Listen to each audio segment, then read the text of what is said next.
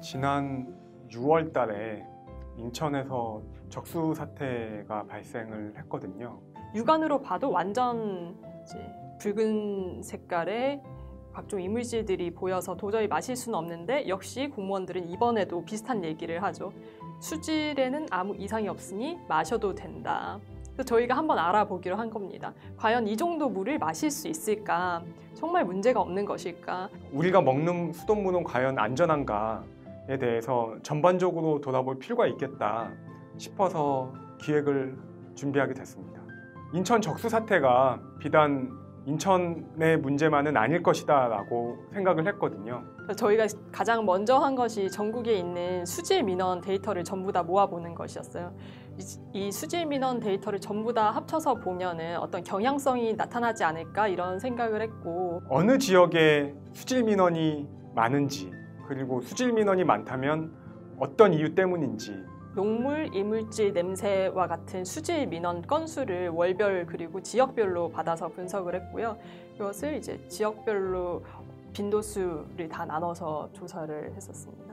그랬더니 대구시가 수질 민원이 17개 특광역 시도 단위 가운데 가장 많았어요. 사실 대구 같은 경우는 1990년대 초반에 낙동강에 이제 페놀이라는 발암물질이 직접적으로 섞여 들어갔는데, 그것이 수도꼭지에까지 섞여서 들어간 거죠. 그때부터 이 수질에 대한, 수돗물에 대한 불신이 대구 지역에서는 굉장히 크게 있었는데, 이번에도 저희가 이제 수질 민원을 다 뽑아서 봤더니 상대적으로 대구시가 굉장히 많이 나와서 어떤 연유에서 그런 것일까? 왜 대구만 이렇게 수질 민원이 많은 것일까? 이물질, 그러니까 적수 민원의 상당수는 사실 관로 문제일 가능성이 커요. 대구시에서 2016년부터 2019년 7월까지 발생한 수질 민원 5천여 개와, 그리고 현재 대구시에서 매설된 30년 이상 노후 급수관 한 2만여 개의 위치 데이터를 교차 분석을 해봤어요. 실제 지도상에 그 위치를 뿌려봤습니다.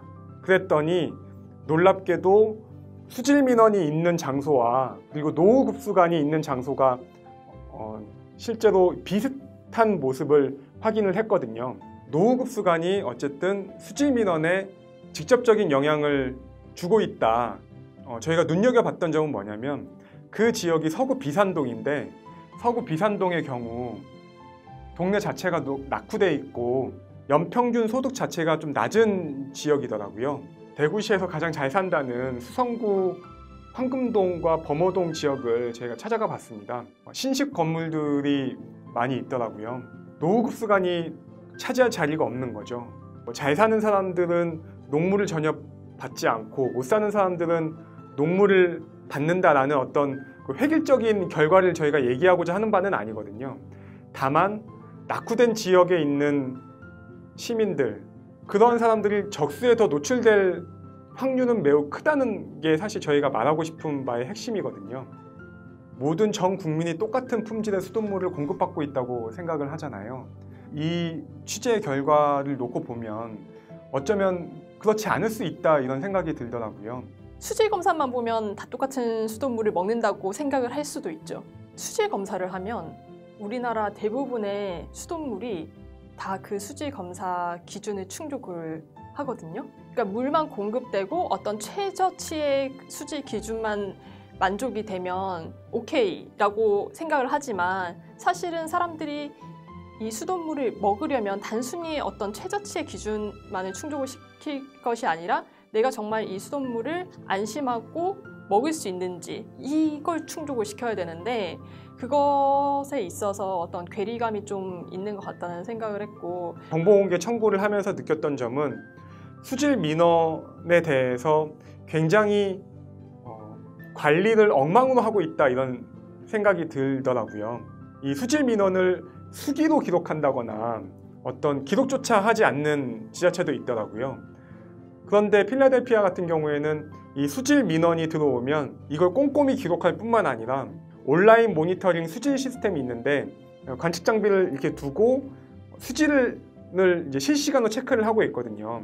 네덜란드 같은 경우는 거의 수돗물 음용률이 99%라고 하더라고요. 그래서 이 사람들은 어떻게 해서 이 수돗물을 먹는지가 좀 궁금했어요. 네덜란드 같은 경우는 염소를 쓰지 않고서 수돗물을 공급하는 걸로 유명한데 오랫동안 2~3개월씩 물을 이제 사구 속에 침전을 시켜서 정화하는 방식으로 깨끗한 물을 공급을 하고 있었고요.